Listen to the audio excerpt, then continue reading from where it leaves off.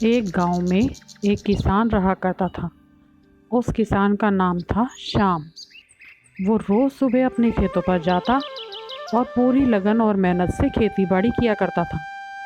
एक दिन की बात है, जब वो अपने बैलों को लेकर खेत में गया और मिट्टी खोदने लगा और खुदाई करते करते उसका फावड़ा किसी धातु की चीज़ से टकराया। जब उसने चारों तरफ से मिट्टी हटाई तो ज़मीन के अंदर से एक घड़ा निकला, जो कि बिल्कुल ही खाली था। किसान ने सोचा, मैंने इतनी मेहनत भी की और ये खाली घड़ा निकला।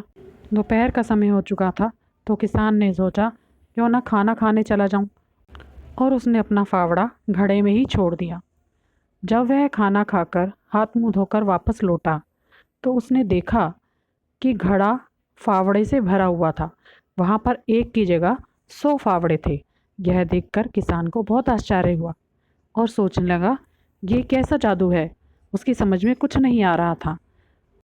किसान अपने आप बातें करने लगा, भगवान, ये कैसी पहेली है, क्या तुम मेरी परीक्षा ले रहे हो। और ये सोचकर फिर से काम पर लगने की सोची, लेकिन उसे लगा शायद ये कोई जादुई घड़ा हो। और उसने सारे फावड़े एक एक करके निकाल लिए और घड़े की परीक्षा लेने के लिए एक आम तोड़कर घड़े में डाल दिया। कुछ देर बाद जब किसान ने घड़े को देखा तो वह आमों से भरा हुआ था।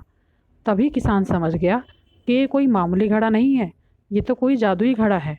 उसने एक एक करके आम गिने तो वो 100 आम थे और उसके फावड़े भी 100 थे। किसान को समझते देर न लगी कि अगर घड़े में एक चीज़ डाली जाएगी तो वो 100 गुना होकर निकलेगी, यानी कि एक चीज़ की 100 चीज़ बन जाएंगी। फिर किसान ने सारे आम बच्चों में बांट दिए और घड़ा लेकर घर चला गया। घर पहुंचकर किसान ने घड़े को अपने घर में सुरक्षित स्थान पर रख दिया, और जब भी उसे किसी चीज़ की ज़रूरत होती तो वह थोड़ा सा सामान घड़े में डालता और उसको भरपूर मात्रा में भरा हुआ घड़ा मिल जाता। जब उसे कपड़े की ज़रूरत होती तो वो कपड़े का छोटा सा टुकड़ा घड़े में डालता और पूरा का पूरा कपड़े का थान घड़े से बाहर आ जाता। अब किसान बिना मेहनत के ही एक सामान से 100 सामान बनाता और उसे शहर में ले जाकर बेच देता, और बिना मेहनत के ही उसने काफ़ी सारा धन कमा लिया, अच्छा सा घर बना लिया। अब किसान धीरे धीरे धनवान होता चला गया और उसके घर में हर चीज़ मौजूद थी। किसान धीरे धीरे अमीर होता जा रहा था। इस बात से गांव का मुखिया था, उसके मन में शक पैदा होने लगा कि किसान के पास इतना धन आया तो आया कहाँ से। उसने अपने 2 आदमियों को कहा कि तुम शाम पर नज़र रखो। शाम के घर के बाहर मुखिया के दोनों आदमी चुप चुप कर देखते थे। एक दिन उन्होंने खिड़की से देखा कि शाम ने घड़े में एक संतरा डाला और कुछ ही देर में घड़ा संतरों से भर गया। यह देखकर दोनों आदमी भौचक्के रह गए और उन्होंने सोचा कि ये बात हमें मुखिया को बतानी चाहिए। दोनों ने जाकर मुखिया को सारी बात बताई और मुखिया ने कहा, किसान से कहो कि अभी के अभी घड़ा लेकर मेरे घर आएगा। फिर दोनों आदमियों ने यह संदेशा शाम को जाकर सुनाया। शाम कर भी क्या सकता था, उसके पास घड़ा ले जाने के अलावा कोई चारा नहीं था। वह घड़ा लेकर गया और उसने मुखिया को घड़ा दे दिया। मुखिया ने घड़े की परीक्षा लेने के लिए एक सोने का सिक्का उसमें डाला और देखते ही देखते घड़ा सोने के सिक्कों से भर गया।